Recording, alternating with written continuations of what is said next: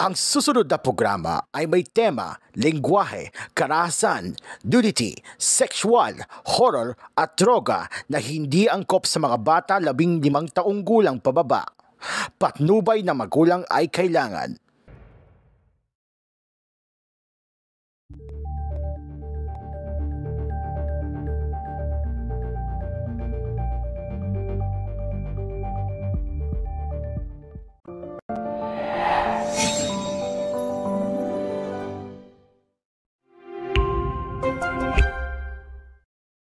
Live mula sa Cool FM, simulan ng makwela at masayang Hangout with Mamon!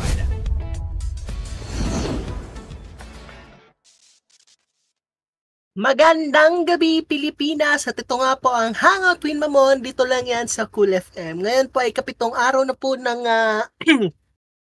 Abril taon 2025.